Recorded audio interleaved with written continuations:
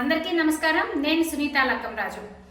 ఆంధ్ర రాష్ట్రంలో ఇప్పుడు ఎక్కడ చూసినా సరే ఒకటే చర్చ నడుస్తూ ఉంది. ఎగ్జిట్ పోల్స్ మీద చర్చ నడుస్తూ ఉంది.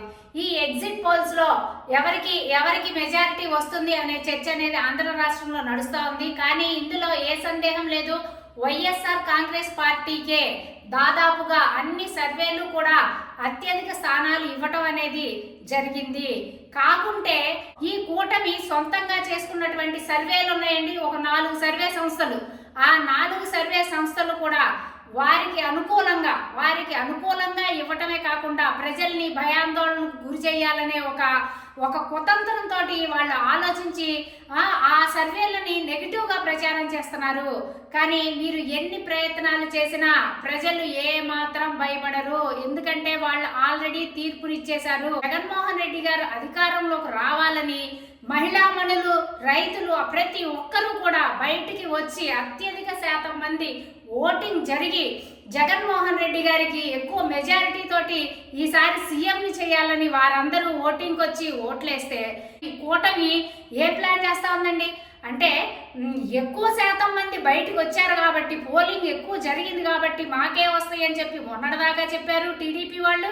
మళ్ళీ ఇప్పుడు సర్వేలు వాళ్ళు సొంత సంస్థలతో సర్వేలు నిర్వహించుకొని, ఏమంటే ఆ సర్వే సంస్థలు ఏమో మీడియాతో అయ్యిపోతుంది, మీడియా ఏమో ఈ కూటమితో అయ్యిపోతుంది.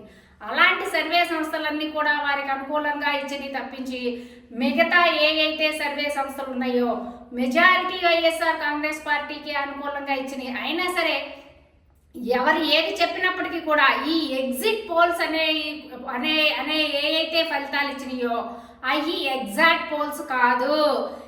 ఏదైతే ఎగ్జాక్ట్ గా ఉన్న రిజల్ట్స్ ఏవైతే ఉన్నాయో అది రాబోయే రోజులు తేలుస్తాయి. ప్రజలందరూ కూడా తీర్పుని రిజర్వ్ చేశారు.